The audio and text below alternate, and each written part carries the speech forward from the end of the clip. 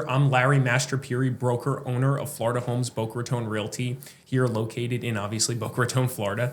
And I'm joined with Jerron Kelley. And today we're going to just have a great conversation about Jerron and where he is and who he is, and talk about Jerron Kelley's law firm. And so I'll get right into it. We'll talk about who you are and what's going on. Awesome. So Jerron, introduce yourself, please. Thank you. I appreciate it. Yeah. Thanks, Larry.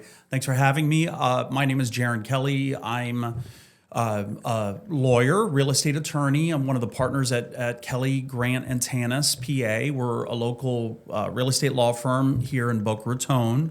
We service the entire state of Florida for a variety of different areas of real estate law. I've been living here in South Florida for my whole life. Actually born and raised here in West Palm Beach. Went to law school and undergrad at University of Miami. Also did my MBA there in finance. And I really lived my whole life here in South Florida. And that's who I am. Awesome. How did you decide you wanted to get into law? Well, great question. The sort of short answer is I started off my whole life as a child saying that I wanted to be a doctor. My parents introduced me when I was, young or even in my teens as their son who was going to be the future doctor. I was pre-med in undergrad, did all my courses, my organic chemistry, my physics, and my biology, even minored in chemistry. And at our graduation dinner and my undergrad with my parents, I told them that I really didn't want to be a doctor at that point. So it's never too late. So I went back to law school and also did my MBA program. Really enjoyed both the business aspects that I learned in the MBA program in finance, but also the law degree, and really the melding of the two, the meshing of the two is really what I've enjoyed putting together when growing our law firm and our business. And of course, the other thing I didn't mention, I'm also a real estate investor as well. My wife and I, we invest in multifamily properties here in South Florida. So, Very cool. Very cool. And as you know, I'm also by training a mechanical engineer and have a master's in business as well. And somehow I ended up in real estate here. Real estate yeah. It's amazing life's journey. So that's it. That's good. Cool. When did you form Kelley and Grant? So the backstory is that once I got out of law school, I went to work for a data company here in South Florida. In fact, really, the data company was purchased by LexisNexis, a very large international company.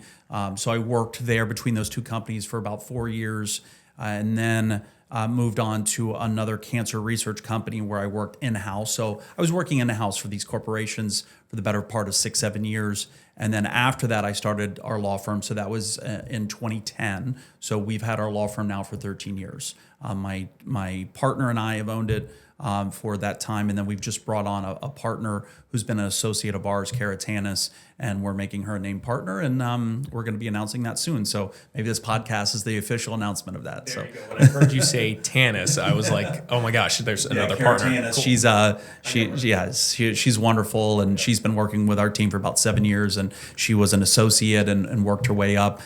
She mostly focuses on association law, and she's been incredible. Yeah, I've interacted with her on some situations we've had regarding that. Very helpful, knowledgeable. Yeah, that's great. So you started this business like right in the heart of the Great Recession. Yeah. So that's super interesting. How was that experience?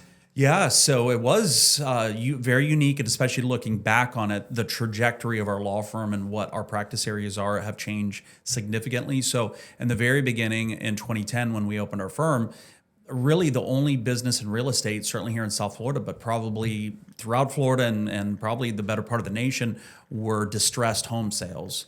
And so we did a lot of foreclosure defense where we were actually representing the homeowners and borrowers who were falling behind on their mortgage payments.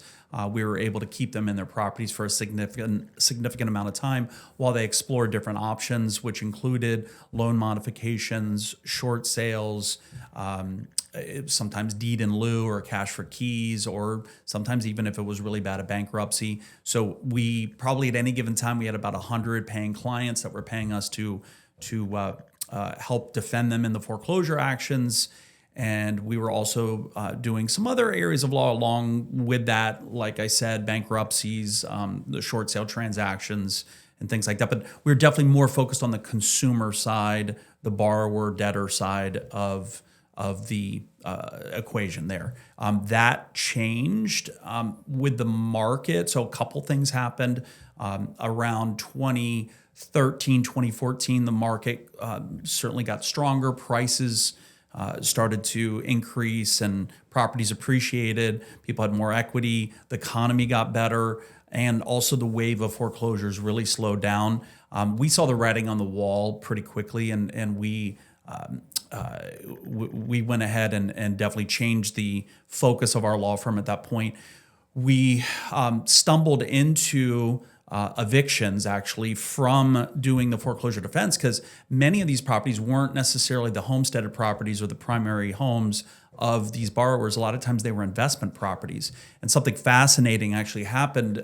It's kind of psychologically fascinating, where the tenants who were in these properties, they would see the foreclosure paperwork get served on them. They weren't named. It would just, the foreclosure paperwork would say unknown tenant. So it's not like there was any personal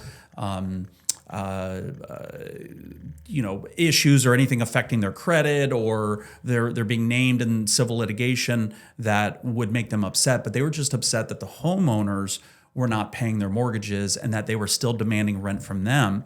And so what we saw time after time is this interesting, like I said, psychological effect where the tenants would invariably refuse to pay rent to the homeowners once they got served with the foreclosure paperwork and they knew that the homeowners weren't paying their mortgage. It was just a bridge too far for them to pay rent to someone who then in turn wasn't paying the bank for the mortgage. So we had a lot of our clients that were coming to us saying, hey, I need to evict the tenant. If they're not going to pay me, I'm trying to do a loan modification, or I'm going to do a short sale or some other type of solution. But in the meantime, I need my rent on the property. So we learned eviction law here in Florida, and we created a low price model for evictions. And essentially from there, we created what we like to call now today sort of our eviction engine or eviction machine, where we're doing probably close to about 300 or more evictions per month on any given month. And we are pretty well known for that landlord-tenant law and eviction law that we practice throughout the state of Florida. So that's where the sort of the trajectory and focus of our law firm changed, was in that sort of 2013 to 15 timeframe. So, and then from there, we added practice areas to the law firm that were completely different from what we were practicing. There's so much to unpack in that statement. So I'll comment on a couple things. So I personally experienced what you were just talking about, being a tenant while I was in college. I rented, and at that time I was in college from 2006 to 2010, right? And that was the sweet spot for the Great Recession, right? And I was able to rent some really cool houses here in East Boca Raton, which otherwise would not be feasible today, rent-wise, or tenant or landlords just would not allow you to rent their very nice house. So we were actually renting this really amazing house on the Intracoastal, or on a canal within the Intracoastal, and we were paying rent we thought a lot of money at the time. Now that rent is like 3-4 times that, right? Sure. But we were paying rent at the time, and the owner was not paying the mortgage actually. Okay. So and as soon as we left, they foreclosed, right? So anyway, so I reflect on that a bit. Like, that was a unique time for me to rent a house in college. It was really cool. And don't get me wrong, I have empathy for tenants who a lot of times they don't understand the legal requirements and legal machinations that go along with a foreclosure, and they're in the property and they're scared that they're going to get kicked out, sometimes by a sheriff in a matter of weeks or months, when in reality that's not the case, because there are foreclosure protections for tenants, and the new owner of the property who forecloses steps into the shoes of the landlord and that lease. So as long as they have a lease, they're protected at least through the term of the lease, even if the property is foreclosed on. So, but a lot of times the tenants didn't do their research and they just did a knee-jerk reaction to not pay their rent. But yes, so you get it. Yeah. So I was physically in that. I had no idea what was happening at the time, but that was unique. And looking back with all the knowledge that you and I have now, I'm just like, wow, that was an interesting experience for me. For sure. Now, what's really interesting about your business is you kind of just went into these fields and you just kind of took the leap. And maybe you didn't have a experienced background working at another firm doing this for years and years. You kind of started your business and you just said, okay, we're gonna do foreclosure law, and then okay, now we're gonna do eviction law, and then you continued to do that over time. That's a unique trait, I'd say, of. Well, thank you. It's there definitely sometimes you have to take a leap of faith in whatever business that you're in. If you're starting a new business, and I'm sure people watching this are not just in the real estate industry, you do need to take that leap of faith. You need to trust that your gut instinct is correct and that you will figure it out, and you need to take the time to spend and to learn. And what do they say? 10,000 hours is the optimal amount of time to spend to really perfect and learn a certain career path, whether you're a pianist or you're, an amazing broker such as yourself, or a lawyer or a doctor. You've got to spend the time to really perfect your craft. And it didn't come without challenges. It didn't come without stressful times. It didn't come without 60, 70, 80-hour work weeks, especially in the beginning. But we learned it. And then from there, like I said, we grew. And, now we have 5 attorneys. And we have, I think we're at 21 paralegals. So I'd say we're, kind of like a medium-sized law firm here in the area. And we've grown, and I'm proud of where our journey and our path and how we've gotten here. And we've added some practice areas as well alongside the landlord-tenant law. So. And I can attest to that, being a medium-sized firm / just having an intimate experience with anybody on your team when I need something or my clients need something. And that kind of brings me to, yeah, you're welcome. That kind of brings me to like how we met, right? So, sure. So you were the title company on a deal that I was purchasing personally, an investment property, right? Mm-hmm. And so we met, and I had a great experience with you guys. And then to follow up, once we bought that building, it was such a mess, right? I needed further support, and by default, I just reached out to you guys because you were so professional. You had everything handled and organized. It just made sense for me to go call you and say, hey, here's the next topic I have to deal with at this property. Sure. And so we got involved in the eviction piece. We got involved in special magistrate hearings. We had violations, all that. Yeah, getting fines reduced, and yeah, you stepped into a bit of a problem there. That property, I think it's performing quite well for you now, but it certainly didn't come without its challenges, and I'm glad we were able to help. But so that kind of gets to those other practice areas that we do offer, which we grew into those, which include real estate litigation. So any type of real estate litigation could be contractual disputes or escrow deposit disputes or quiet title suits or fine reduction hearings, going to magistrates to try to get municipal fines reduced. Any type of real estate litigation we handle, and we have an attorney for that, Corey Carano, who's amazing. We mentioned before association law. We grew into that as well. Tanis handles that department. So we represent associations, homeowners and condo associations throughout Florida.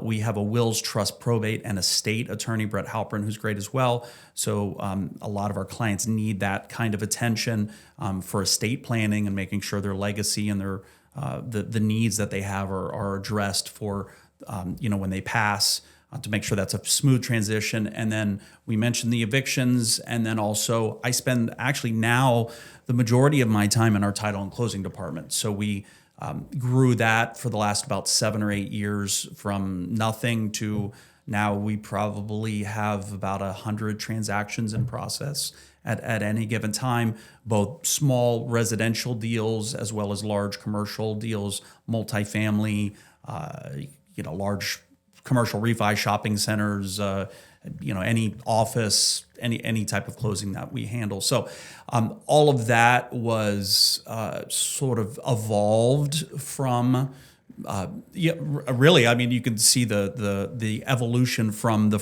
first foreclosure defense case that we started, and then we took a big U-turn, and then went to the landlord tenant law, and then from there we realized that our clients, we really evolved into the needs of our clients. That's what we did. We heard the needs, we felt the needs. We had clients asking us if we handle these types of issues, and we knew that many of these issues, these practice areas that we now practice in, they really they go together very well. They sync together very well. So we like to say that we're a full service real estate law firm and we can handle all the needs. And that for us has been a differentiator from other law firms or title companies here, because you can go to a title company to get a closing, but good luck trying to get them to litigate an escrow deposit dispute or to evict a tenant or to handle a closing with a probate issue going on it. So that's where we've added that expertise in, and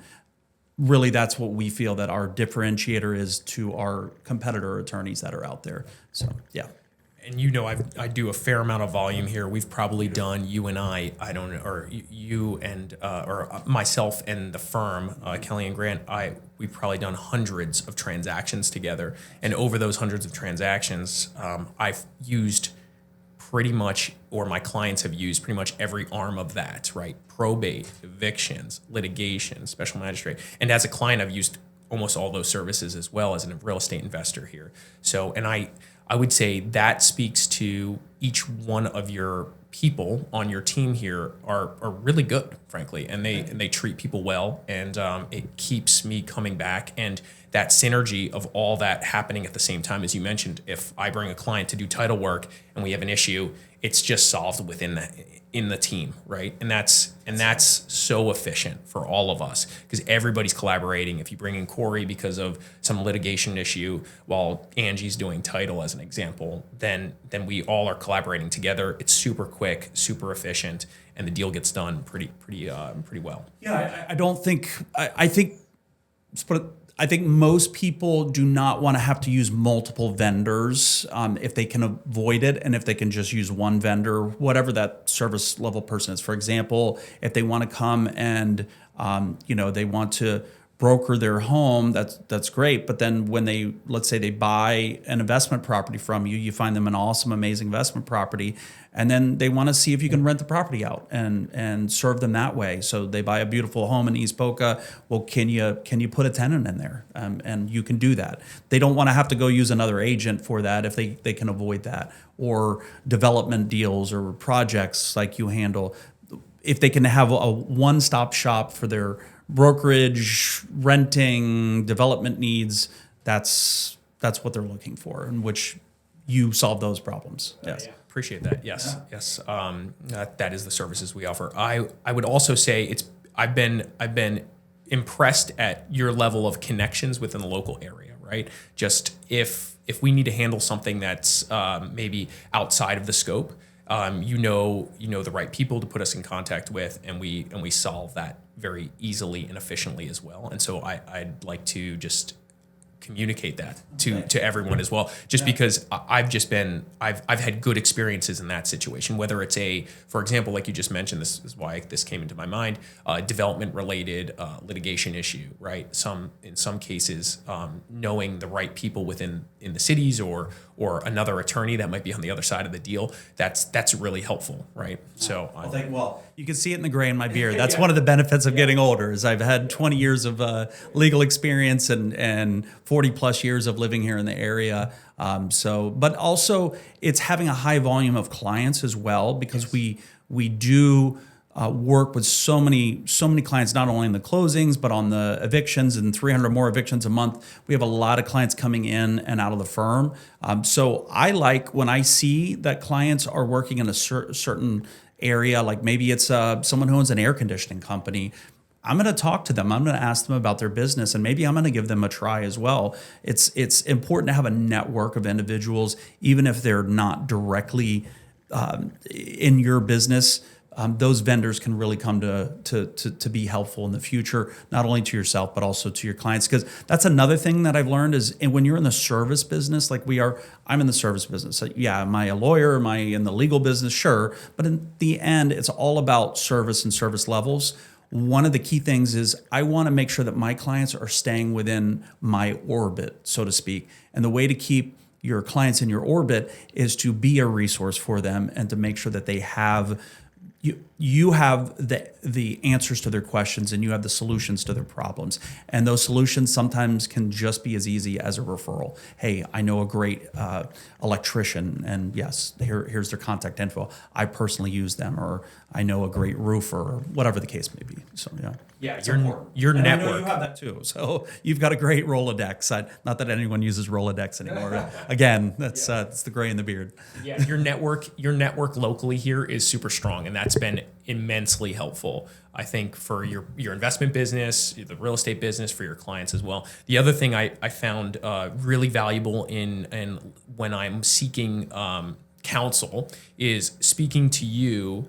I think you can empathize with the client because in some cases you've experienced some of these things. Maybe not the foreclosure piece, but you've dealt with enough clients to have that experience. But from a investor perspective, you've dealt with your own evictions. You're operating your own buildings. So you can really empathize with that. And so one of the things that I've found really valuable is when I have a call with you to discuss a specific issue we're handling, it's not immediately let's go destroy this individual on the other side of the argument, right? It's like, hey, let's find the solution that's gonna be the most cost effective for you, not have you lose hair, Larry. And like, this is my recommendation. While it might not be the emotional outcome that I might want in the moment, like I want to destroy this person who's done me wrong or solve this issue emotionally, you quickly kind of bring me to reality. You're almost like a psychologist as much as you're an attorney,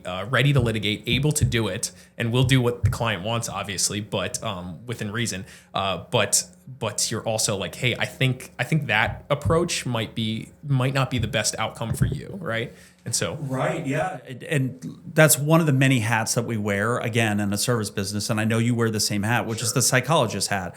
I can't tell you how many times I've had clients crying in my office or at a court hearing. Tenants aren't paying them for their rent, and they can't afford their mortgage, and they're falling behind, and they don't know what the future is going to hold. Or maybe someone pulled out of a deal and they want to sue them, but again, maybe they don't have the funds for it, and they don't know where the next steps are. I get it, and I'm there to empathize with clients and understand their feelings. So that's kind of the first part of the process is to make sure that the client understands that you get where they're coming from.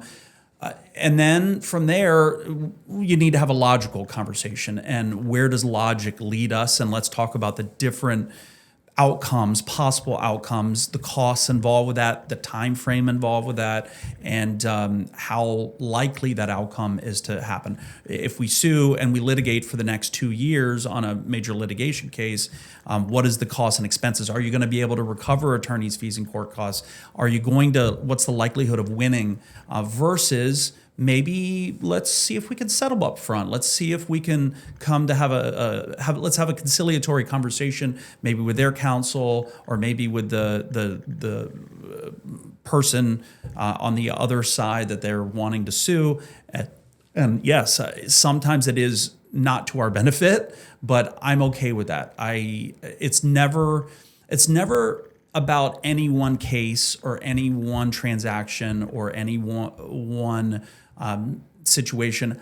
I want to make sure that when the client leaves and they're all done, whatever that is, if it's settlement has occurred or the end of a litigation case, I want to make sure that they're satisfied and they know that what we've said was valid. That there's no surprises, and they made the decision that they felt was best for them.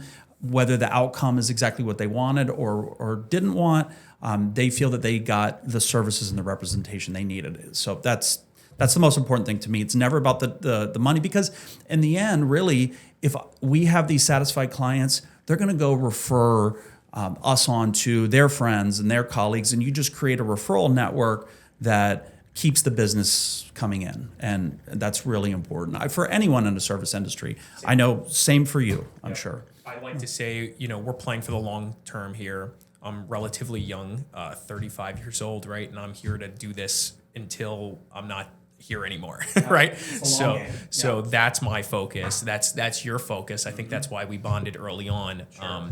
And so I think that's a huge value to come from that state of mind, right? Yes. So, and this goes back to something I was talking about, or we were touched on earlier, which is just like, you have a good team. How do you think about hiring or putting those people in place? Because I've had great experiences with the probate side of things, the litigation side of things, the association law side of things, the eviction side of things. I mean, I've in some cases had most of those things happening together with clients, right? Yeah, sometimes multiple things at the same time. Sure. Yeah. Well, from team building perspective, I think it starts with a vision from the owners of the company and the management, that what is your vision, and that vision can come in multiple different looks or types, but I'd say the number one vision that we have is to have incredible client experiences. Awesome. And when you communicate that vision to your team, and sometimes they're going to fall short. We're all human beings, I get it. And sometimes it's because clients' expectations are too high. Sometimes we didn't manage those expectations perfectly. Sometimes we just fell short in our service levels. And so it's about instilling that, reinstilling it when we do fall short, and making sure that our team really knows that the ultimate goal is that, again, at the end of the case, at the last email, the last phone call that we have, the client's problems were solved, that they walk away feeling that they got incredible client services from us. So putting a team together that understands that is super important. I can tell you that we've had team members that have come and we've hired them, and they don't always work out, and they don't always get the vision, and they don't always sign on to that. So sometimes they're not a good fit. And almost every single time I can say those folks have left voluntarily. We rarely, if ever, have to terminate someone. I think people really get if they're a fit themselves. Sure. And they feel if they're unable to perform at these certain expectations, they know that they're probably better served to go somewhere else that doesn't have those that bar set so high. So yeah, I think you and I talk a lot about just like the culture and what the main priority / vision is of the company, right? Mm-hmm. And I try to do this too with my team, and that's why you and I kind of trade notes sometimes on this, on hiring, et cetera. And that vision of exceptional experience for the client is paramount, right? Absolutely. Yeah. But it has to be set by example too. So you can't have you as the owner, or you've got a great team. You've got your sister that works on the operational side, and you've got your mother that works with you on the business development side and the transactional side. But if you weren't setting the example, if you were just, you take phone calls when you want, and when you don't, hey, they'll call back, they'll call back tomorrow, or, I'll get to it when I get to it. Or if you had that kind of blasé sort of laid back attitude, the team would see that and they would act accordingly, and they would act the same way. But when you have the opposite actions, and you're a go-getter, you're hustling, you're showing by example that you're giving clients immediate callback, incredible service, they're satisfied, and your number one goal is that client satisfaction, the team gets it, and they're going to sign on to that, and they're going to get on board. So, yeah, I totally agree with that. The culture and vision and experience is created from the top down, right? For sure. I really I learned that early on watching my dad. My dad owned a gas station growing up and a mechanic shop, which you can imagine having multiple mechanics and that technical piece of things. Two very different things. Yeah. On one property. Yeah, and he worked a lot, right? So actually, he's 82 and he just retired, right? He just sold that gas station. So that's crazy, right? Yeah, that'll be you for sure. You'll be working at least till 82. Yeah. Hopefully, just by voluntary nature, right? Not by force. Yeah. Yeah, exactly.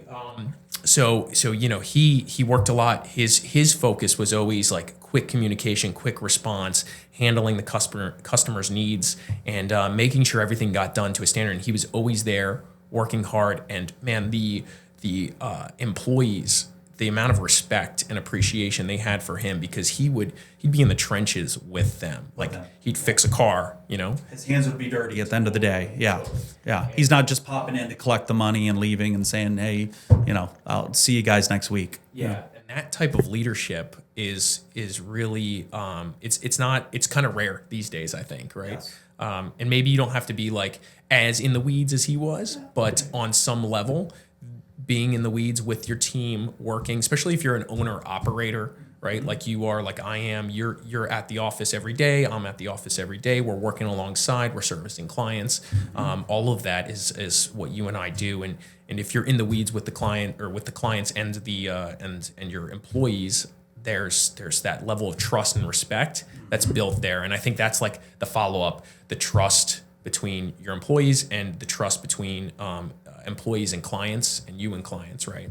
I think that creates speed of execution. Yes. So that's huge, and that gets built over time. Maybe that's not the first deal that gets done. They learn who you are, and you learn who they are, and then over time, now you just have this rapport with those clients, and so you can execute really efficiently on their behalf. Yes. And listen, it doesn't always come easy, because when you're managing a staff, especially as we've gotten larger and larger, and now we're up to, like I said, I think we're at 21 support staff folks, paralegals, and support staff.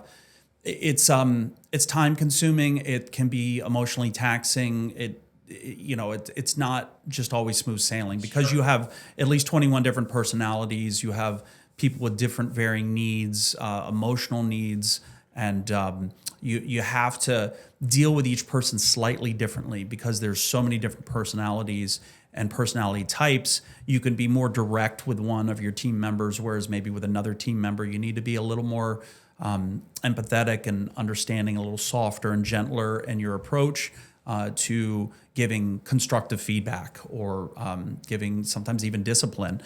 Because if they're a valuable employee, you don't want to lose them. And you do want to continue to have constructive feedback and guiding them in the direction that you need them to go to give that incredible client service. But it's not always a very obvious and straight and narrow and easy process. So, there's thousands of books written on human resources and managing employees. So I try to educate myself on this and a variety of other topics, but it's not simple. So it's been one of the bigger challenges we've had. And I think any business owner has. Yeah, I was just going to say the human challenge, whether it be clients, servicing them, and employees especially, that is one of the bigger aspects of running a efficient service business. And it goes back to starting with the vision, as you mentioned. Sometimes I wish I was in the widgets business, producing, whatever it is, fishing poles. But yeah, I think maybe making the piece of code that you could sell to anyone, right? There you go. That's perfect. No humans, just license the code and you're done. That would be awesome. Listen, one of the greatest things of owning a business, though, is the roller coaster ride, and it's just like life. I've learned as I've gotten older that without the challenges and the dips and the crying and moaning and gnashing of teeth, you won't enjoy the successes and the victories and the wonderful feedback that you get from clients. So it's you got to take a bit of both, and it really.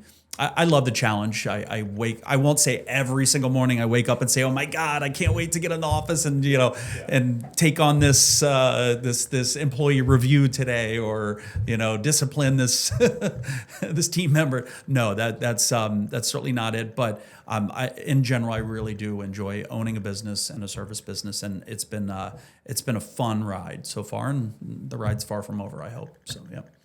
Agreed. I totally agree with that. You worked at a multinational corporation prior to doing this. I worked for General Electric prior to doing what I do. And I think coming from that corporate space is really valuable. You kind of learn a lot of structure, and systems and how big corporations manage big businesses, right? Yes. And so I think that's probably helped you. It's helped me for sure. It's helped, but it's also helped me to know that I don't want to work in a business like that too. So I've taken things from my experience and some of the things I've learned in my roles, both as an in-house attorney and also I worked for a couple of years in a marketing management role. I took some of those things that I learned from that, the marketing that I learned in those processes, and brought the things that I thought were helpful to our organization and those things that I didn't like I didn't like the internal politics and the big company feel, and a variety of other things. So I've definitely tried to avoid that. So you've created that within your culture, right? And I've done the same thing. And I like moving fast. I like making decisions, and I don't like a lot of middle management. So we don't really have that. It's there's different management structures, but I think ours is probably more of, I believe it's called a matrix structure. I haven't looked at this in 10 plus years, but where it's very, very shallow and wide. So meaning the paralegals and all of our support team, they can come to any of the attorneys at any given time with an issue or a problem. Doesn't mean that we don't have some supervisory roles or senior paralegals where some of the more junior ones can go to them first. And we like that they do that just to get some guidance and direction and best practice training. But if it is an issue that really needs an attorney's attention, they know that we're never upset if one of our team members brings a question, a problem, a fire that needs to be put out to us. That's our job, and that's what we do on a daily basis. But yes, the middle management frustrates me, and I'm not sure that it's always so efficient. Yeah, I was just going to say, in some cases or a lot of cases, I think that inhibits efficiency and communication, and then there's just confusion of the vision sometimes too, right? And then confusion translates down to the client customer experience. Yes. And so you and I have a similar opinion of that, where it's just like incredible over communication to the clients, communicating all their options to them. Because I do the same thing in my world. I'm giving guidance to buyers and sellers and other clients on how to handle a specific transaction. And my big thing is like making sure they understand exactly why they're making the decision they're making and the other options around what they could do. Because not every decision, as you mentioned earlier, is the perfect decision. I'd love to just be like, here's the answer. This is absolutely perfect for you. It's a huge win. Go do that. But in reality, when we're analyzing contracts and making decisions on how to proceed, usually there's some negatives with those positives, and we're choosing the best option that's available to us, right? And so I think that's huge, and that's what you do for me when I need your support, and for our clients. So yeah, and that communication is super important. And the other piece to this I'll say is what you just mentioned is I've been easily able to get in touch with any person in your organization for a specific topic that I need to address. And because there's like lack of middle management, I can quickly get the answer from the person who's dealing specifically with the situation or with my client, right? And that just makes for a smooth, quick process here. That's our goal. And hopefully, if you need to escalate it, you've got our phone numbers and our emails, so you know that you can escalate it to the attorney in charge of whatever that matter is. Exactly. The other thing we were touching on earlier, I just want to drill this home for other real estate brokers and clients that might be watching this, is there's title companies that don't have a attorney structure. They just do the title work, and in transactions, when you can easily access you as an attorney when things get questionable, is just super helpful. It's been great. So I just want to say that not every title company has that.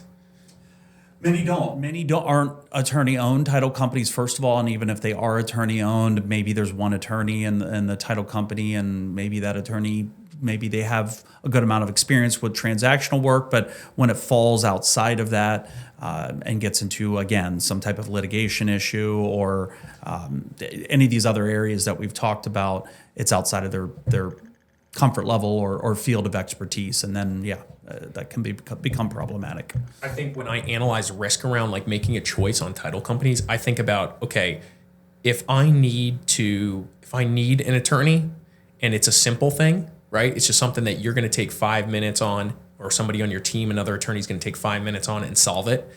Likely, if I don't have an attorney accessible because I chose a title company that's not attorney owned, I'm going to have to go outside, find that person, likely pay them more money than if I was working with an attorney-owned title company like yourself, where I can just be like, hey, you're already doing the title work. You guys know what's happening in this file, and you can quickly just answer that question, solve it. We take the appropriate action.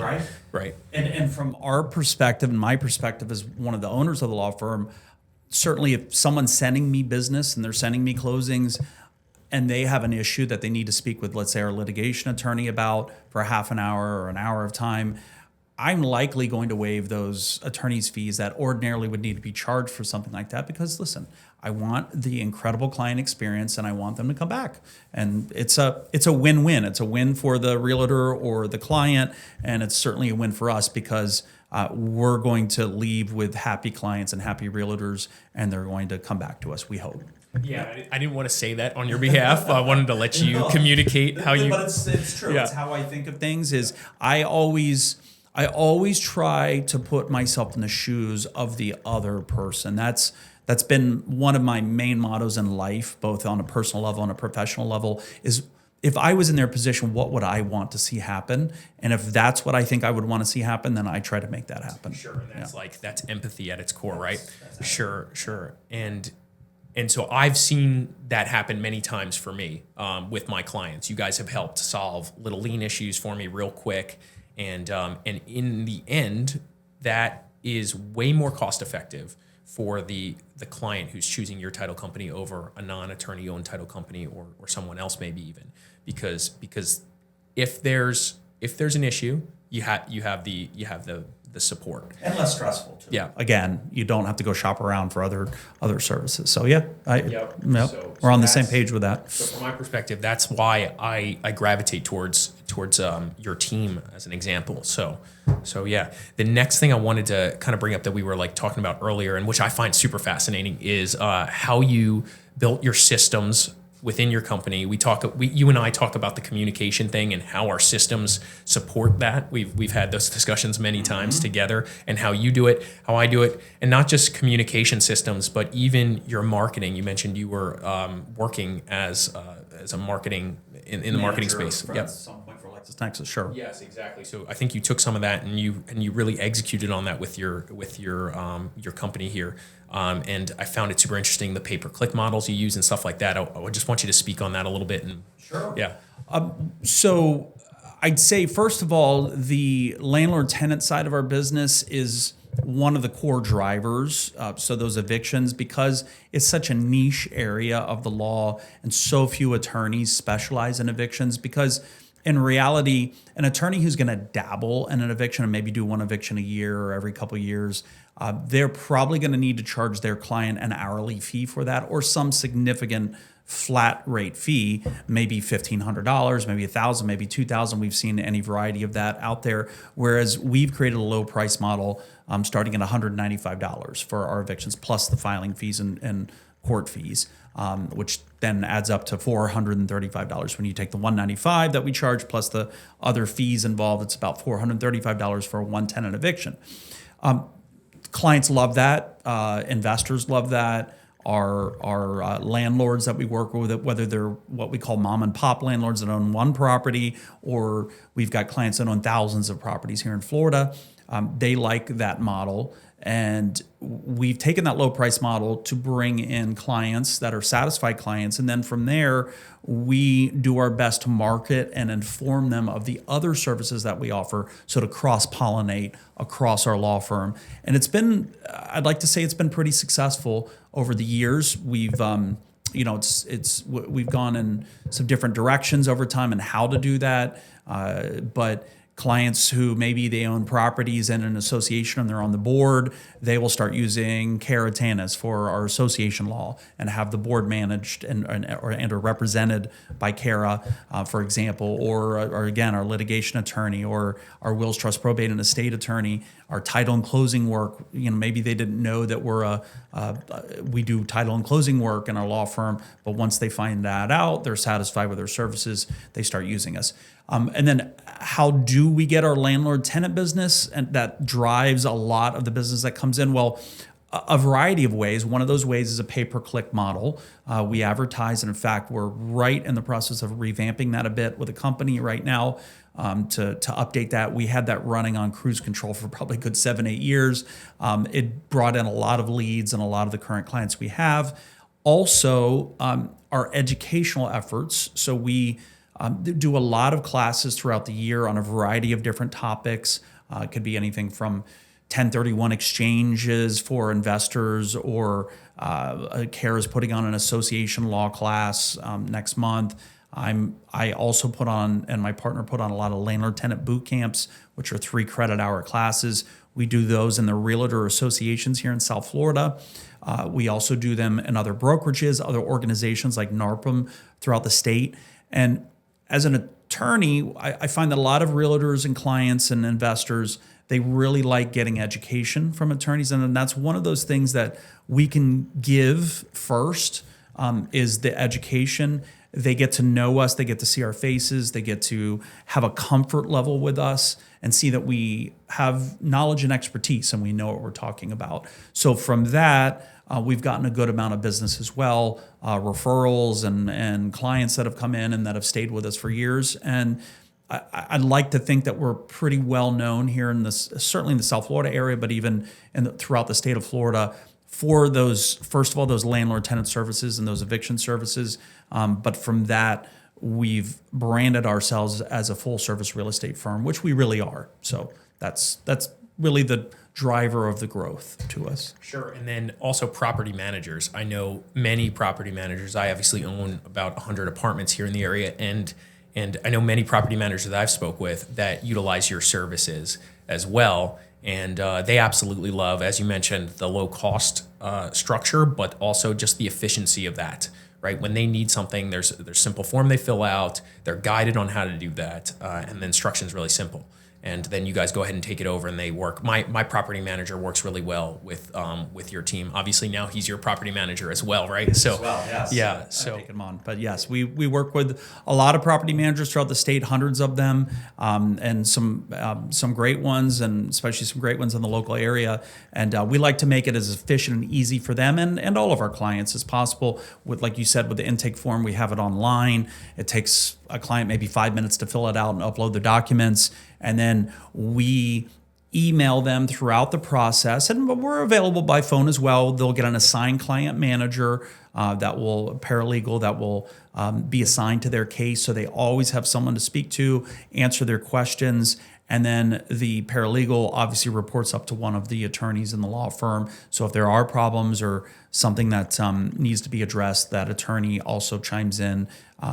It's really myself and my partner generally that handle most of the cases, and we divvy those up appropriately based on geography. We like to have that efficiency and the strong communication. Another thing we do in those communications, we email at every step of the case and along the way. And it's not just about what are we doing right now, what's the step that we're performing, like are we filing the complaint, or the tenant was served with the summons and here's the amount of time frame or estimated time frame, but it's that managing expectations we talked about earlier. We make sure that every email has some estimated time frame for the next step and when that's going to happen, so that the client's expectations are managed and they know where they are at in the process and how long it's going to take and when they're going to hear back from us next. So that's important. We've learned that through years of doing this and 30,000 plus evictions. Sure. And I'll also say this, myself and my property manager, your property manager as well, him and I have done evictions on our own, right? And we've done this, and you can do that, right? It's just, what a pain in the butt, right? Especially if you're not doing them every day. You guys are so systematic at it that it's just like, pay Jerron the $435, or it's not even that they're paying you $430. You're going to pay the other fees yourself automatically. It's you're paying us the $195 to do all of those steps. But yes. Yeah. So to restate that, pay Jerron the $195 to do this eviction. It's well worth the time, because it's like just not worth your time to just go ahead and go through this process. You don't know what you don't know. And then as soon as you start making those filings by yourself, you could end up stuck another 30, 60. I don't know. I've seen people stuck for a year because they didn't just simply pay you $195 to get them out in 30 or 60 days, right? I like to give the analogy of the ticket clinic or any number of these other ticket services. I haven't gotten many speeding tickets in my life, but I've gotten a few. I've gotten my fair share in 46 years, but I'm not going to go to court for that. I could go take my time and do that, but I'd rather spend $79 and have the people that are there every day. They know the judge, they know the traffic prosecuting attorney on the other side. They're going to try to get my points waived. They're going to try to get my fines down. Why not pay the $79 for that? I do every time. So it would be foolish of me, and it's not worth my time. And the other thing that you said is, I can't tell you how many clients come to us and they or potential clients, and they say, hey, I filed this eviction 2 months ago and it's stalled and I don't know what to do next. And then we take it over and we finish the eviction off. But I look at that and I say, what is your per diem rent?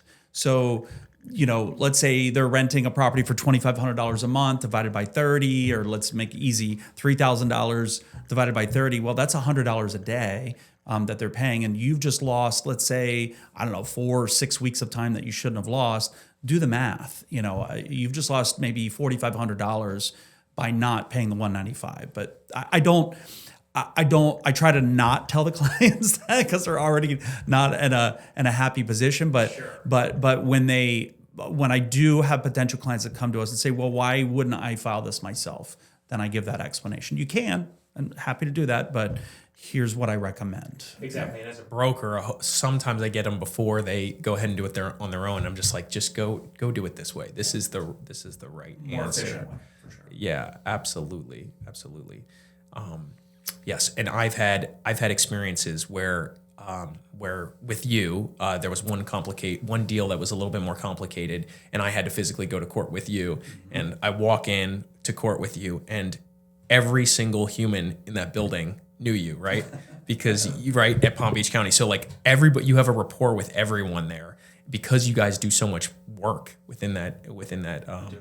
Our law firm name is very well known in those county court circles for sure. So yeah. So yeah, exactly. So I mean, that's who you want for $195. Why wouldn't you just get that? That's the easiest.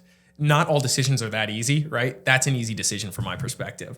So yeah, that's something to keep in mind for investors here, property managers, clients of mine who are thinking about in an eviction situation, right? So yeah. So I think that the marketing piece from day one when you started was super interesting because 8-10 years ago when you started this.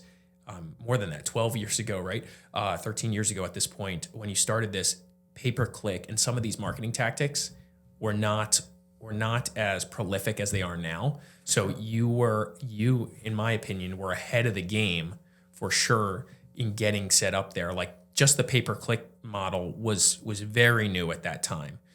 So I can vouch for that because I'll tell you two things. Number one, which go along with each other. First is now.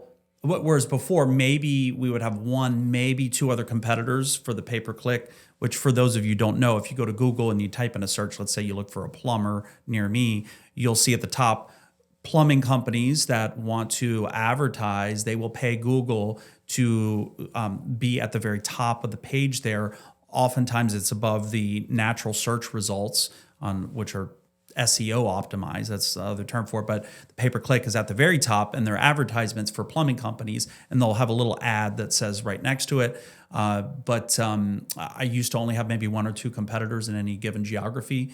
Now, probably at least 6 or 7 at any given time, maybe more. And the cost of the pay-per-click has gone up. So whereas maybe a click before was, I don't know, maybe $3 or now maybe it's double that, for example. So yes, we were early movers on that, and luckily we did get in earlier, fortunately, or we made the right moves, whatever you want to say it.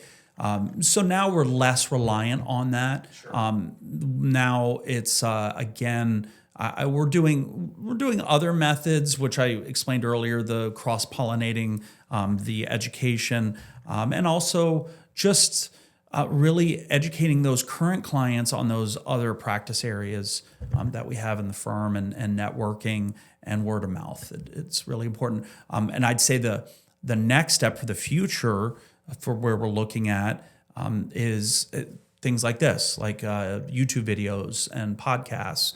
And also our newsletter. We're now putting out a monthly newsletter that has educational topics in it to our 10,000 plus contacts that we have, who've used us, whether they be realtors or property managers, investors, homeowners. And we're getting some great feedback on that. We like to put educational articles that are important for people who own properties, and who might be landlords or maybe investors. And I think that that's helpful too, because probably, I don't know for sure, but probably when something hits home with a client, they're going to forward that on to their family members or to their colleagues, or a realtor sends it on to their clients and, hey, see this, read this. And the same thing with YouTube videos, having something that's important content, I think is really the wave of the future. I'll speak to that too. I think it's very valuable, some of the information you send out. Through the pandemic, or as the pandemic hit, you were instrumental in helping my team make the right decisions, whether it be brokerage side, specifically investment side. And we managed the properties that we owned very well during that time with your guidance, and your guidance through just getting communication emails and or notifications from your team about, hey, this is what's going on. This is how you should structure your leases. This is how you should think about renewing leases. This is how you should think about putting new tenants in your property during that time, so you didn't get jammed like a lot of people did during that time. I didn't have very many problems at all because I listened to your education or your guidance on what to do. Yeah. So that was huge. And then furthermore, follow up to that, more recently, Palm Beach County made a change, right, in how you notify tenants of rent increases, right? Correct. And I'd say most people probably don't know that today. Still probably to this day. Many landlords don't. That now you need to give a 60-day notice, and that's really for many counties in Florida, but especially Palm Beach, Broward, and Miami-Dade. They have a variety of different new ordinances, but yeah, it's a 60-day notice now to, if you're going to raise rent more than 5%, also a 60-day notice to terminate a month-to-month tenancy, and a 60-day notice for lease termination as well. So these are things we try to educate our clients on. We've sent some emails and education about that. We put articles on our website, but there's still a lot of landlords out there that are uneducated, and they may find themselves in problematic situations when they try to evict a tenant and say that, well, Your Honor, I raised the rent, and well, how much? By 20%. Did you give the 60-day notice? No. Well, then your rent increase is invalid. Or I terminated the tenancy with a 15-day notice, which is the state statutory notice, but the municipal ordinance is 60 days. So you have to go with a longer notice, 60 days. So yes, again, really trying to educate our clients. And during COVID, with all the different eviction moratoriums that were going on from a federal and state level, we would put on webinars, and we'd have 200 to 300 people on almost every single webinar, which is huge. There was a lot of interest, a lot of worry, a lot of concern, and we really tried to hold our clients' hands from an educational perspective and get them through these difficult times, through these rule changes, law changes. And it's important. Just how you complete as a property manager or as an owner that might be facilitating the initial start of an eviction or other things, just how you complete the paperwork early on can be can big make or break you. Yeah. In your case, for sure. Yeah. And one of the key things we do from an eviction perspective is we look at all of that paperwork, from your lease to your property appraiser records, to check the address is correct and the city is correct. Also, the most important thing is your notice, whatever notice you've given. If it's a 3-day notice, make sure you put all the right information in there. If you've left something out or you've included something you shouldn't have, that can make your notice defective, that can kill your case. And if it gets dismissed and there's an attorney on the other side, then you owe attorney's fees and court costs. So we keep our clients out of trouble. And that's another thing that you mentioned before about how our firm is so well known in front of the judges here and in South Florida, and really throughout a lot of Florida, because we file and handle cases throughout the state. The judges know that if Kelley and Grant and Tanis are bringing a case in front of them, it's going to be pretty buttoned up. It's tight. It's very, very, very, very rare that we would ever have something in our that we would be filing a case with a defective notice or a lease that's invalid or something. And the only time that really ever happens is if the client doesn't give us the full information and gives us information that's incorrect.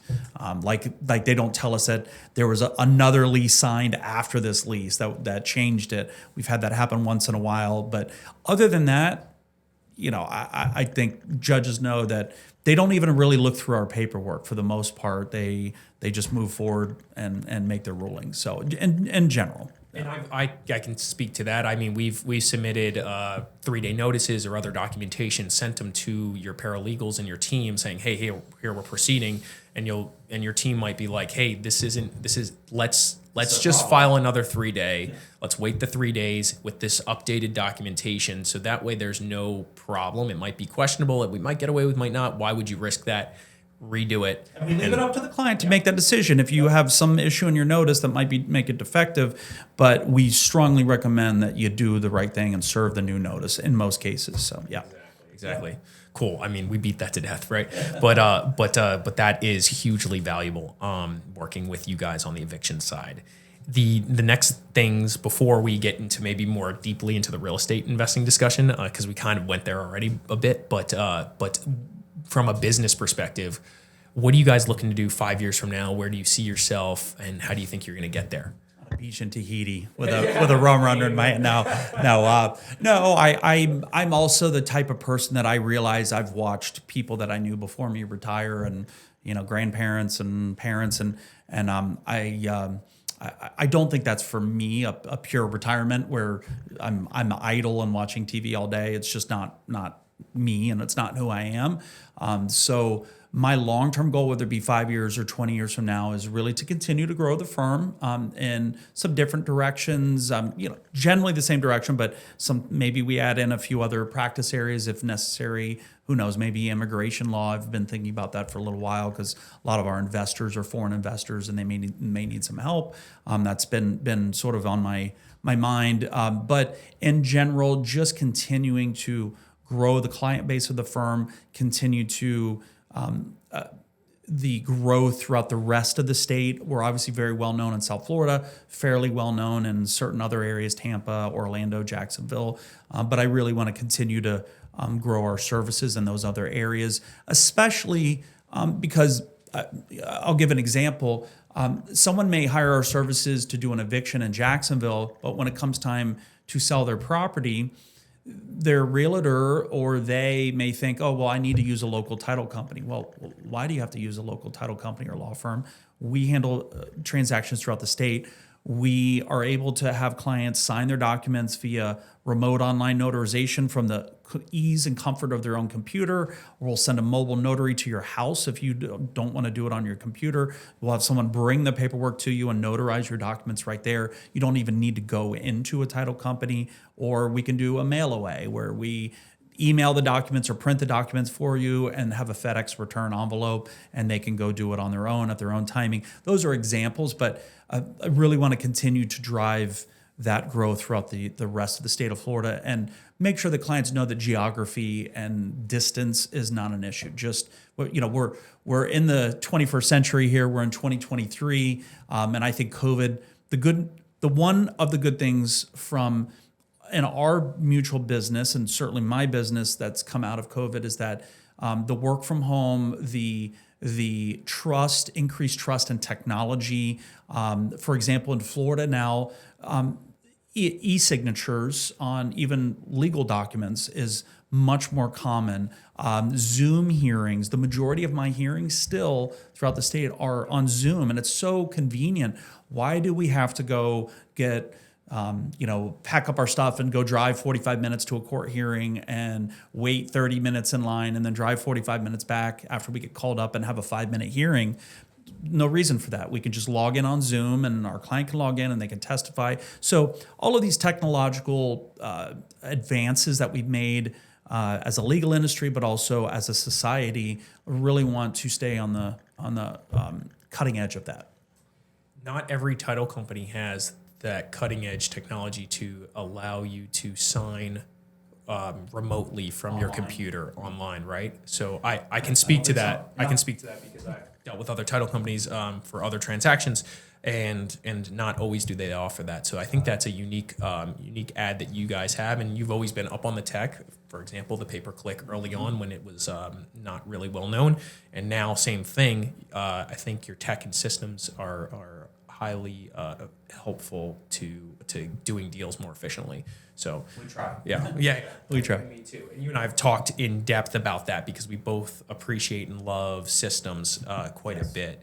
So yeah, I think that's huge. And to follow up to your point, I've thought about this quite a bit too. Like, what's our vision? Where are we going to be? 5 years from now, 10 years from now? And I think you and I both agree that like just improving the customer experience by adding really good talent to the team and recruiting really good talent and educating clients more, which is why you and I are doing more of this type of video format to help clients, and we constantly are talking about these types of things. So I think that's huge, and that's what you and I have talked a lot about, and how to get there. And this is one of the mediums to do that, I think, here as we go forward. Agreed. So yeah, so I think that goes into what we're doing next to try to get there, or what educational steps we're taking to get there. I think specifically you and I focused on some of this digital content creation as a big piece of the puzzle, right? So For sure. Yes. yeah. So let's talk about real estate investing. Let's do it. You own how many apartments? And My wife and I, we own 35 doors, I like to say. That is almost all multifamily. So they're anywhere from triplexes, a lot of triplexes and quadplexes, and then we own 2 sixplexes, and then we own 3 townhomes / condos, a mix of those. Awesome. So yes, 35 doors total. yeah. And how long have you been doing that? So the first property I purchased was the one I lived in, which is now a rental for us because we bought our own home after we got married 6 years ago. But that was a townhome over here in Delray, and I bought that in 2006, I believe, which was right at the peak of the market, and I got buried in that for a long time, but I was okay with it. The mortgage payment wasn't too bad, and I lived in that for 15 years, and then we since bought our home, and now that's a wonderful investment. I mean, I've got tons of equity in that, and the mortgage is paid down, and it's a great community. I probably will never sell that unit for sure. It's in a good area as well, so. Even if we use it in the future for a family, or maybe my in-laws come down or I don't know how we would use that, but it's just a nice little vacation townhome. But that's to answer your question. That was the first property I bought, and then the first investment property I bought purposefully probably was maybe I'm guessing around 2012ish, 13, when I had a little bit of money, started to make a little bit of money. I've flipped a few properties. Some I've held for a few years and rented and then sold later on. Some purposefully flipped them, came in and improved them, fixed them up, and flipped it. A couple on my own, a couple with partners. But then I bought a quadplex. I'm guessing that was around 2014 maybe, for about $170,000. It was a short sale at the time, maybe 2013, 2014, $170,000. Today, I'm guesstimating it's worth $600,000 to $700,000 probably, and I've been collecting rent on that for all that time. But bought a couple other properties in the late 2010s, but really we picked up our purchasing since 2020. I'd say the last 2.5 years, we've probably bought. I was stuck at 10 units. My wife and I were stuck at 10 units for a long time, and we didn't have a property manager. I was self-managing them, and honestly, I wouldn't say the work was incredible at 10 units, but it was a little bit of a pain in the rear end. I would get those calls on the weekends and at night about the septic tank backing up, or the electric being out, or the refrigerator not working anymore, whatever the case may be. And I would have to get involved in that and drive over there, or meet a vendor, call vendors, and take care of those issues. And I like getting the rent checks every month, 10 rent checks. That was wonderful. But I realized that, later on, it took me some time, what was stopping me from buying more units. And it was that I knew that if I was buying more units, my headaches were just going to increase. So made a decision a couple years ago to get a property manager for my units, and it was the best decision I ever made. From there, that freed up my time and my mental state to buy more units. And my wife and I have bought another 25 units just in the last 2 years or 2.5 years. And so that's where we're at. And where do you own these properties? Between Broward and Palm Beach counties, the two counties. For now, I'm not opposed to in the future buying something out of the area, but certainly for my first set of units and first portfolio building exercise, I wanted to be able to see and touch those properties. Of course, now that I have a property manager, I can't tell you the last time I've actually seen her or touched them, because I trust my property manager to be taking care of them. He's mentioned that to me. Yeah. I don't do a lot of drive-bys, but I did tell him the other day. I said I'd like to set aside a Saturday, a couple hours, and let's go drive by all the units. But yeah, you have to do that now and then. But I wanted to have them in the local area. The only issue I'd say with South Florida right now is that prices are high, and so I'm still looking at deals. I'm very open to buying deals, very open to increasing our portfolio. We have cash ready to go, but I haven't found a deal yet. I'm thinking may need to begin looking farther outside of the area until such time as prices come back to being a little more reasonable. But our goal, ultimately, at least what I have in my head, is to get to 100 units. And I'd like to do that, if possible, in the next 5 to 10 years. Maybe 10 years at the outset, and then it doesn't mean that I won't own more than 100. But you want to have goals and a number to reach that you reward yourself with. I did that in my career and our business, and bought myself a nice watch when I hit that goal. But that I'd been waiting 10 years to buy. But you really need to set goals for yourself, and that 100 units is really my self-created goal for where I want us to be. That's all going to be passive income. That's going to be a major part of our retirement portfolio. And, I truly believe in the real estate market and the real estate game and investing. And I think multifamily is fantastic. So I love that. And I agree, obviously, because I own a very similar product to you. And why don't you explain what type of product you've been buying? I'm buying the same thing, but sure. I'll let you speak about it. I think we're in similar markets. I like workforce housing. I really do. I think the prices are a bit more reasonable. So let's call them Class B minus properties, depending on the area. I don't really go to Class C properties. Those are much more difficult to manage. You'll have much higher vacancy rates and eviction rates. You'll have people beating your properties up significantly more. And I'm also not a fan from an investment perspective of Class A properties, because I think your cap rates and your ROI is going to be significantly lower when you purchase those types of properties. I also think that workforce housing, certainly here in South Florida, is going to remain very, very limited for a long time to come, if not ever. We're more or less out of land, and the little bit of land they do have, they're building high-end homes on just because of the price of real estate here. So I don't know that they're ever going to make any more Class B housing for workforce. And so I just see the value of that continuing to rise, and the rents continuing to rise for the medium term and the long term. So yes, that's what we're looking at. You and I have talked about this at length as well, right? In the past, and I tend to agree. I think you can't really duplicate the workforce housing product because it's just not cost Building effective. codes, I think, are the main driver of that. You cannot build new workforce housing product here in this area for the price that we are paying for existing stuff. And there's just not available land to do it either, at least in the South Palm area, for sure. Exactly. So I think that situation may be different in the greater Orlando area. Maybe you have people moving out to Polk County or to Osceola County, and they have land and they have farms and they're converting, and they can possibly build much more reasonable housing or workforce housing. But that's not really the case here in South Florida. So if we're going to stick to South Florida, depends on what prices do in the next year or 2 years, and if new opportunities arise. If not, we're going to look elsewhere, and that's fine. We're okay with that.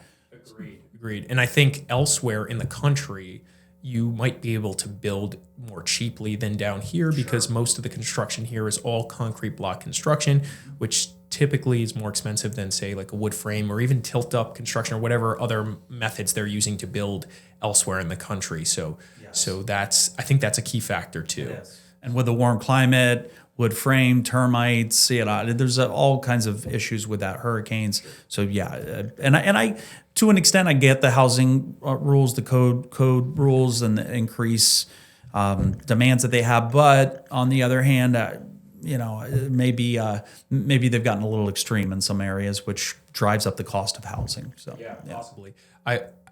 Down here, investing in South Florida is different, and I meet a lot of clients that are looking to duplicate their business model from other parts of the country here. They may relocate here, and they quickly realize that this South Florida market specifically, because that's where I spend all my time, or most of my time, is very different from a cost perspective. It's not the perceived super cheap Florida that once was, right? No. That's gone here in South Florida. For now, at least. I don't know where it'll be in 2 years, but yeah. And the competition here is very high. The population growth is very high here. So there's investors with a lot of cash still making investments into properties, even though we perceive maybe it's a little tough to make those deals make sense financially, right? Agreed. Yeah. Agreed. Yeah. Other people might have different investment theses, and that's why they may buy here. For us, when we're looking for just cash flow, cash on cash returns, it typically isn't working here right now. Not right now. Yeah. Not right now.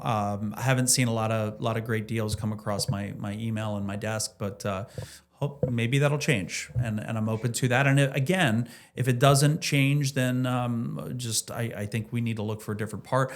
I still love Florida for a variety of reasons. I still think there's tons of growth potential in Florida. I think the landlord-tenant laws here are excellent for landlords. You see so many different states that are putting in what I consider to be prohibitive and excessive tenant protection rules. There was eviction moratoriums up until recently in several states, New York and California, and landlords are moving out of there, and they're moving their money out of there, and they're bringing it to states like Florida, Tennessee, Georgia, Arizona, kind of those North Carolina, those Sun Belt states that have more favorable landlord rules. So I do see that. I really love Florida, and I think people who want to move their money to a great state that's business friendly, that's policies are pro landlord, pro business, less tax. It's Florida's the place to be. It may be South Florida, it may not be. You need to explore your options, and it's based on your investment goals. And that's going to be very different than someone who wants to live in a wonderful climate and have great activities. So we're talking about investors, but someone who maybe wants to live and buy a home, maybe South Florida is perfect for them because of the culture here and the great restaurants and everything else. But we're talking about apples and watermelons here with investment properties, because that's really just about dollars and cents. Whereas talking about primary properties or someone looking to come to Florida, they're talking about a lifestyle, which is very different. Yes. And I would say some of the other factors that are driving an influx of cash to this area is the 1031 exchange mechanism, right? To your point earlier, you got people out of California and other parts of the country, New York, wherever, that are selling their properties, and sometimes they're using the 1031 exchange method, and they have a timeline in which they need to purchase something. So instead of pay the tax, they're willing to maybe pay up on properties where you and I are not using the 1031 exchange method because we're not selling our properties in most cases here. So we have a different investment plan. We do. Yep. We absolutely do. And maybe they invested their money in New York City or in San Francisco 20 years ago, and they've seen incredible returns, and they're okay to move their money to to South Florida, where their cap rates are relatively low, but when they compare to what their initial investment is, it's still great. It makes sense. It makes sense. It makes sense for them, which is fine. So we're seeing all that different action going on here, which makes it a unique market. But to your point earlier, I think there's deals in any market condition. So you just keep your eyes open, you stay vigilant, and you be patient, and you take the opportunities that you find when you find them. So, So that's my philosophy as well. And I agree. And I also, when I look at deals on more or less a daily basis, I see what multifamily deals are being listed or have sold here in the local area. I'm looking for a few different reasons. Of course, I'm looking to see if there's any low-hanging fruit or great opportunities, but I'm also looking to see what pricing conditions are. If I see that there's 9 out of 10 new developments on multifamily, meaning new changes, are price drops, I know that the market prices are dropping here. And that's maybe a bad thing for my portfolio, but on the other hand, it's a great thing for my future portfolio. And I'm looking out for that, or I'm looking out for rents as well. I want to see what rents are doing. I want to see if rents are going up or stabilizing or going down. And all of those things work in combination. Sure. And to your point earlier, I think we both agree that rents in this area have a good, healthy current position in the market. Like I don't think rents are going to drop significantly here into the near future. There's just low inventory for this product and high demand for it. The population growth is strong, and so again, like rents seem to be pretty healthy right now. And the other thing that rents are being stabilized by is the inventory that's being taken out of the multifamily workforce housing market from properties that are maybe on the eastern corridor near the intracoastal that are being used as Airbnbs. And I don't know if that's 5% of the multifamily market or 10% or 15%, but even if it is 5 or 10%, it's significant. We see these triplexes and quadplexes over here, 1 or 2 or 3 blocks from the intracoastal. They're almost exclusively being used for Airbnbs or they're being converted into that, and seeing a lot of that in this market. And for at least for me, that I do long-term investments exclusively and not Airbnb or short-term rentals, I love to see that, because that just means that my housing, it becomes rarer and rarer. And so the supply goes down, demand, let's say, remains stable, prices are still going up. Yeah. Even in the changing market, I'd say rents haven't changed very much here for us in our product. At least that's been my experience with my units, right? Same here. We've seen a huge run up in rents in the last 2 to 3 years, certainly since COVID at a minimum, but a giant leap in rents. I think they've stabilized a bit, not seeing those increases, but I haven't had to drop my rents. I'd say the last, we had a property that opened up, one of our apartments a couple weeks ago. And the only thing I'd say that changed is it used to be there were people lining up for properties. We did have about a 5 or 6 day time frame till we found the right tenant for it. But it's fine. I was able to rent it out for a very good rental rate, and I didn't have to drop the rate. I just maybe had to wait a few extra days than what I would have to do. A few extra days, right? Like that's 3 or 4 extra, right? If that's the worst that's going to happen, then I'll take that all day, every day. No, you rented this thing out in 7 days or less, right? So, For sure.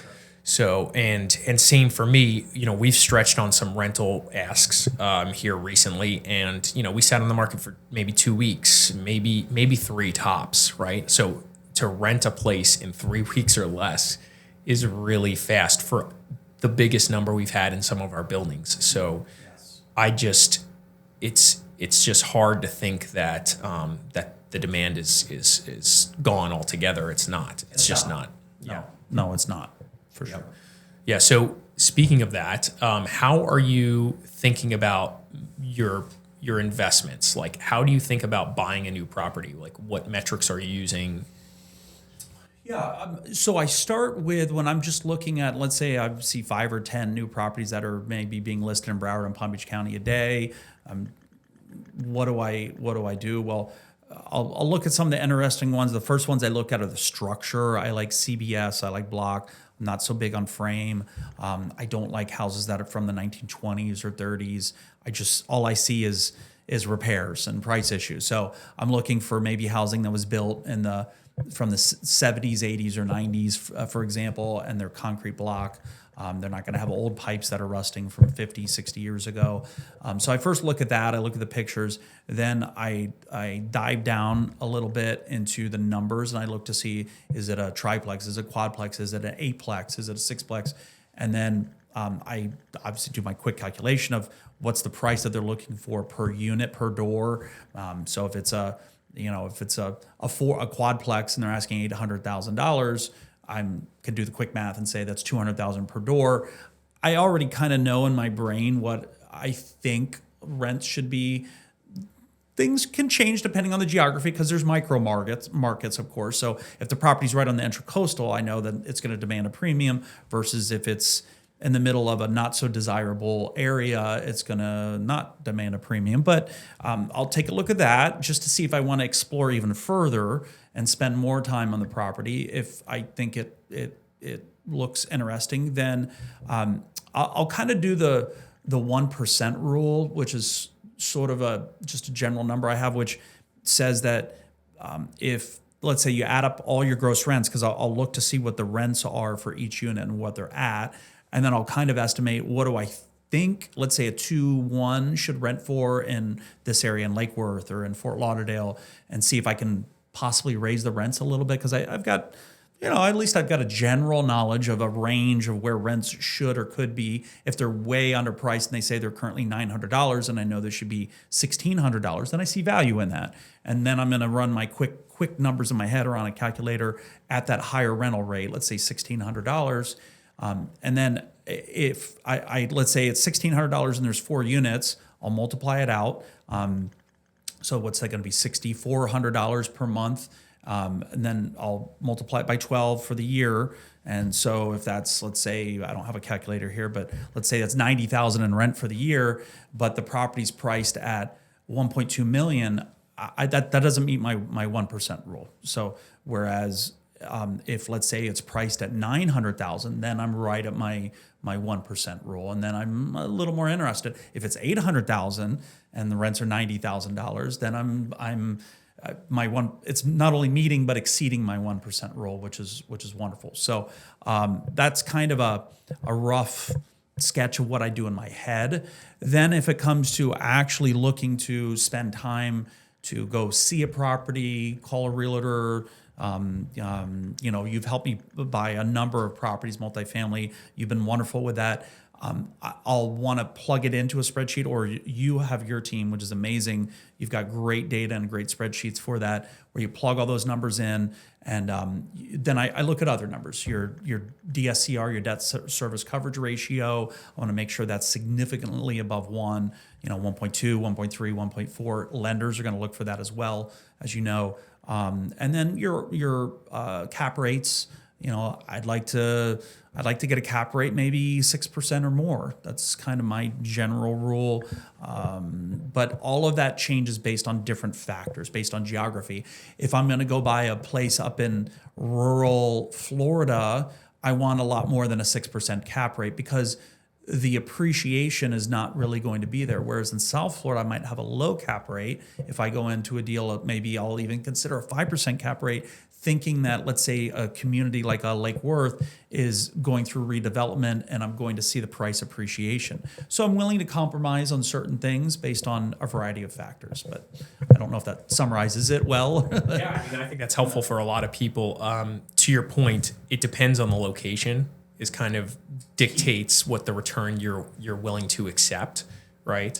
And then there's the factor of, can you get debt on this is a big thing too. While you think you can stabilize it at 1,600 and rents are at 900 in this market, can you actually get a healthy debt on that property?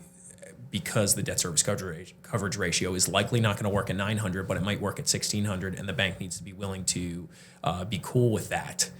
And in a lot of cases, the market's changed a bit from a debt availability perspective. So that has changed a bit. Back in the day, they were more than willing to do that. And by back in the day, I mean a year plus ago, they were more than willing to say, okay, your DSCR is 1 or less, but we know you can get there, so we'll lend you 75%, right? But now that's changed a bit. Yeah, for sure. Some lenders that used to do it won't do it anymore. So there's those tricks you need to think about too, which is what you were kind of articulating there for a second. For sure. So that's big. And also, one of the main reasons though why I'm in multifamily, I'm first of all in real estate in general, but certainly multifamily. Is the 4 major benefits to investment properties. Number one is, everyone likes cash flow. I love passive investments. I spend a lot of time at my office, at work, growing my business, working in and on my business. I don't have a lot of time to go be creating a whole new business, let's say to open a donut shop or something else. So I like passive income. That cash flow is wonderful. The second thing is I love having my mortgages paid down by tenants, and it's great. I'm watching, I see my monthly statements come in, and it's fun to watch the balance dropping. So that's a second benefit. A third benefit is depreciation on the assets. So you're able to get the depreciation on the asset that offsets my income and lowers my taxes on my business side. So that's wonderful as well. I love the tax depreciation. As I bought more and more units, I've seen the taxes that I owe to the IRS go down year after year. I love that. And then the fourth factor, of course, is the appreciation of the property. And long-term, I know these properties are going to appreciate, which also there's kind of a fifth one which goes along with that, which is the hedge against inflation. And I really made an aggressive push, or we did, my wife and I, the last couple of years, and I talked to you a lot about that when we were buying properties, is I saw inflation coming even before the news said it. I watch a lot of macroeconomic YouTube videos, and I follow a lot of folks that I trust, and they show me the data, they show me what's going on out there, and they have pretty accurate predictions. And I saw that coming, and I saw the prices were going to skyrocket and appreciate. So we got in at a pretty good time. I mean, listen, I would have loved to have gotten in a few years earlier, but wasn't really aligned with the capital that we had at that time. But love having an inflation hedge as well. So, yeah. I think you did really well, and I'll give you that. You were definitely privy or aware of the risk of inflation coming well before anyone else I knew was talking about it. Powell was still saying that this was, I forgot what they were saying, but that there was a very, very low risk of inflation. So yes, there was transitory. Even before the transitory. I was before transitory, but yeah. Yeah, that's what I was going to say. You were, while inflation was still low, there was no talk about it. You were saying to me, I'm worried about inflation in the future. I want to get my hands on some more real estate. Let's go do this, right? I saw Congress passing multi-trillion-dollar bill after bill after bill. This is going to, that money has to go somewhere. So let's let it go to, real estate. Is the tides are going to rise, and let's get in before So before while it you does. were aware of that, that helped you help support your decision to buy more real estate, but you weren't speculating. You weren't just going out buying just real estate just to buy it. You were just, whether it cash flowed or not, you were still very thoughtful. You were buying cash flowing assets. And so in the moment, while it wasn't, you had the asset that you bought that was cash flowing, and then you had the upside benefit of all the other things you just mentioned, right? And then on top of that, you were buying assets in what I would like to call infill locations in most cases, where you have the advantage of potentially getting lucky, where there's maybe downtown development going on or things like that. So on top of all those things, you also, I think, bought very wisely. You protected against the downside because you bought in place cash flowing assets in locations that have all these positive upside benefits, right?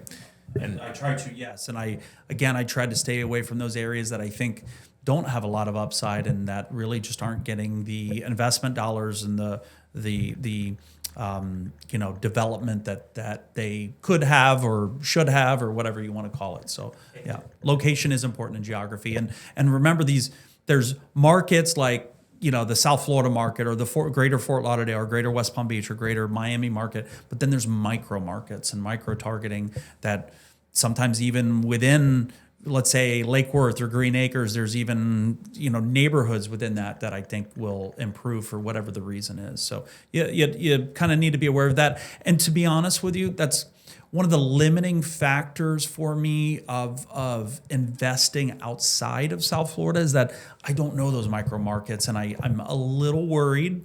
Doesn't mean I can't get over that with the right property and the right team and trust. I absolutely could get over it, but I sometimes I'm just still a little too micromanaging and hands-on and, want to see what that upside is. But yeah. Well, we know something so well, right? We know this Broward and Palm Beach County market, and now even maybe some other areas, but we know that so well. It's hard to just go somewhere else when you have operated these assets. You know what can go wrong, right? And so it's hard to go ahead and take that other risk when the reality is occasionally, while not a lot, there are opportunities that continue to pop up in South Florida, in the South Florida market, and you can take advantage of them when they're available. While you and I'd like to see a plethora of deals just coming to us every day and just feeling really good that you can go buy anything you want whenever you want, that makes sense. That's not happening, but there still have been deals that have popped up occasionally here in the past year and more recently that have made sense and you can do. And so until maybe that dries up entirely, or until we have more cash than we can deploy here locally, then we'll probably stay here within reason, unless we see some like ridiculous amazing deal in another area, right? Yeah. And which gets to the next point though, is my goal for the future of what my wife and I want to do is we want to get into larger properties. So, the largest properties we bought are sixplexes, which are commercial deals. Once you get above 4, it's commercial. But I really want to get into larger properties, roll some of these properties using 1031s into 18, 24 unit deals maybe, and then from there, larger and larger, and create that, create scale, create efficiencies of scale, and really take advantage of what we've built to grow. And I think it's just a lot easier to go find an 18-unit property and grow that way rather than trying to put together, 4 quadplexes and a duplex. It just makes things easier from a whole variety of different perspectives. So. And in our real estate investment business, it's valuable to scale, right? You get synergies as you scale. I've seen it as I've grown here. You've seen it as you've grown. Sure. Just the knowledge base between you and I and some of our network. I mean, we know what rents are locally. We've become super smart about what's going on in our local market. Yeah.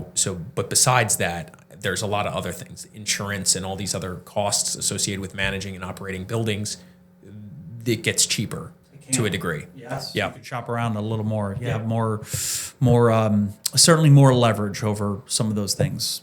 Insurance being one of the big ones, for sure. And you know that because you own almost 90 properties. What's the largest you have? how many units? The largest property that you own? One parcel, we have 18 units. 18, yeah. So the biggest deal we've done is an 18-unit deal, Awesome. right? Well, I mean, that's great. We're working our way up there. So yeah, but yeah, kudos to you for that. So yeah. Yeah, so that I think wraps up just our investment thesis and how we think about that, right? And what we would do if we were going to buy more, right? And what we're looking to do here in the future. I'm also looking to continue to grow my portfolio because I think there's just value in continuing to do something that you know very well, and we've put in a ton of time getting good at this, right? Sure. So I think that's that. Now, we talked a little bit about the real estate market from a investment perspective, but where do you think the market's headed? What are your thoughts on the real estate market right now? What are you seeing in your title business and eviction business right now that could maybe give a little insight that others don't have, right? Yeah. So from our business, first of all, I'm seeing that we have we've sort of popped up just a little bit on the eviction side. That happened about June or July of last year. On the number of evictions hasn't been any huge spike yet, but there was a slight increase. I think part of that is that a good amount of the financial aid that was coming from the federal government through the state and local governments was starting to dry up, and those programs have become much more rare. In fact, I rarely see them anymore. So I think a lot of that aid has been used up. So those folks that might have been getting free money for several months of rent from the county government or the state government, or which really is federal funds, that's mostly gone. So I think that might be the reason for that. Around the same time of June of last year, we saw a significant decrease in the number of transactions we were doing from the title and closing side. So the volume of transactions dropped. That I'd say continued to slowly drop through about December of last year. And December was not a great month and I've spoken to a number of my colleagues in the title industry and closing industry, and they agreed with that. Since January, though, January and February, we've seen a nice little burst here, though, of new transactions. I don't know if some of that is macroeconomic, and that maybe the economy's maybe starting to do slightly better, at least just temporarily. I don't know if this is long term or what, but also we've been putting a lot of our efforts into client acquisition, networking with realtors, networking with brokers. So there are some of those efforts as well. So you really, in order to get a proper pulse on the title industry in South Florida, we'd probably need 2 or 3 other, title attorneys or title company owners or lawyers here to give their perspective on what they're seeing. But my feeling is, because my wife is a loan officer as well, mortgage broker, they've seen a little bit of a burst in new activity since January as well. So I think we're seeing that more or less industry wide. What are you seeing in the last month or two? That I think could be a benefit of the interest rate dropping a little bit, right? I think so. But also the seasonality trend of the South Florida market, right? Yes. This is the season to sell and to transact typically. Your snowbirds are here from the Northeast, yes. The population here is as high as it will be for the year typically during February, March, April, and even May. And then again in June, it starts to kind of drop a little bit as the summer months hit. Sure. So that's my reaction to that. Yeah, I think we'll see what happens here, and February's data is going to show up here soon, and I'm very curious to see what that looks like. And I love getting your emails, because you send those emails out monthly with the market data on what's driving the market and what the numbers are looking like in the different counties and Florida and the U.S. So that's great that you do that. It's helpful. Yeah, if you like technical data, then my stuff is entertaining. If you just like high level stuff, then you might get bored with me a little bit, right? Well, they can always just delete your email and move on, or ignore it. But I love it. I always open them. So yes. Yeah. So on top of that, I think prices have come down a bit, right? So just the average sale price has come down a bit, and in December that was the lowest average sale price we've seen in a while. January did peak. It did come back up again, which is nice. So again, back to like it'll be very interesting to see what February data shows. Sure. I agree. And where we're going from here in our economy. You ask 1,000 people, you'll get 1,000 different opinions. I'm certainly no Swami, and I don't have a crystal ball, but I am a chart enthusiast, and I've seen a lot of different data from different data points and different folks who are, again, on YouTube or on Twitter, and they're economists, or they're that's what their channel focuses on. And I am a bit concerned for this, certainly for the second half of the year. We'll see. I know the Fed's talking about the soft landing. I hope there is a soft landing. And listen, no one wants to see people unemployed and economic devastation. And my recommendation to people is to keep looking for deals. Well, let me back up. I think for anyone who's investing, or even if they're looking for a home to buy and they're maybe thinking of moving, or first-time home buyers, you first have to ask yourself, what is your goal and what is your time frame of that goal? So if your goal is to buy a multifamily property, or to buy a home to live in and live in it for 20 years or 30 years, does the timing of the purchase really matter in the long term? Not very much. Whether if we have another 5% dip in the market, or even 10%, but long term, the property over the next 20 years appreciates by 170% versus 180%, is that going to affect you in your life, 20 years from now? No, I think that's the answer. If you're a fix and flipper, you really need to watch out and really be cautious. Or if you're, you want to buy a home, but you think your job may transfer you in 2 years, I don't know. That's maybe we're in interesting new times here that for the next 6 months, you may want to be a little cautious. Just my perspective. I don't know where we'll end up. I'm still looking for deals. I'm still looking. If I get a great opportunity, I'm going to seize upon it. If I think it's got great cash flow and great upside potential, I'm going to buy it.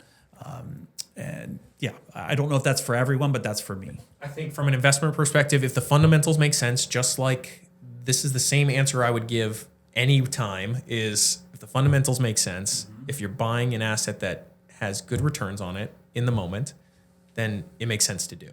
And that's been what I've anchored to forever, right? And I think you agree to that too, because there's definitely been moments over the past 12 years when people were saying, "Hey, the market's at its peak, et cetera, et cetera." And if we just listened to speculative communication from the world, we wouldn't have done many deals at all. But if you just buy a piece of real estate from an investment perspective, like you're buying a business, it needs to make money, then you have limited risk there, and that's the way to do it. If you're speculating and you're buying something that doesn't cash flow because you think one day it's going to cash flow because next door they're going to build some big whatever development project or something, and that's going to add value to your asset, that's a whole different discussion. Agreed. And that's not what you and I typically like to do. And in general, we like the safe passive income bet. Yeah. Agreed. Yeah. So and then as far as buying a house to live in, if it's your time to buy a house to live in, and it's your time. If you're right? looking to move from New York to Boca Raton to live a wonderful lifestyle, and you're 60 years old or 65 years old, and you see yourself living in that for 10 to 15 years, does it really? Are you going to not enjoy your next year of your life or 2 years to hold off on buying that property when I don't know how many years you have left, and neither do you, but I say, c'est la vie and live your life and enjoy it. Enjoy your retirement years and buy that property. Don't worry about the 10%, correction one way or another, but just my opinion. I agree with that 100%. And what is 5%, a 5% drop in value really going to do if that's what we think is going to happen here? And specifically South Florida, compared to the nation, South Florida is a unique place. There's not a lot of new inventory being built. And if it is being built, it's expensive. And the population growth is really strong, and I suspect that will continue for the near future. It's continued for the past 10 years pretty consistently, 1% a year in Palm Beach County, 1% plus a year in Palm Beach County. and they haven't been building enough stuff. They've been building 6,000 new permits were pulled in 2022, and there was about 17,000 people that moved here. Like that. That dynamic suggests that there's upward pressure on pricing, not the opposite, right? Yes. So for prices to drop substantially, it's unlikely from my perspective. So as a buyer, I would just execute. And if I was a seller, I think I would take the opportunity for the selling season right now and not wait much longer, because property values could drop a little bit more. And if you want to seize upon that, now is the time. We're in the selling season. Rates are where they probably pretty low rate relative to where they've been and where they will be here in the near future. And you're in a good moment to sell your house if you're ready. And days on market will likely increase too, especially as we get into in the coming months. Even if the economy remains, stable, it's just a natural occurrence that happens. It's trending in that direction, in my opinion. 32 days last year, 53-ish days this year right now, and on average pre-COVID it was about 80. I suspect we're trending back to that. Close to the mean, to the 80. I suspect that's where we're going. So I would think so too. So so I think that covers the market, right? There's not too much else to talk about. Well, if we don't have anything else to talk about, I think this concludes our discussion here. Yeah, no, this is fantastic. No, I appreciate you you inviting me to be on your podcast here. If you have any questions or legal issues or if you want to talk about investment properties, I'm always happy to get an email or communication. If you need a tip or a perspective, that's fine too. We'll go ahead and put my contact information on the video as well, and I know Larry's will be on there too. Feel free to email us, call us. Happy to be a resource for you, legal resource anywhere in the state of Florida for any of your legal needs. So thank you. Obviously, you can tell we love talking about this stuff, and we probably could have gone even deeper and spent more time, right? Yeah. That'll be for the next one. Yeah, exactly. Cool. Well, thank you guys for tuning in, and we'll see you on the next one.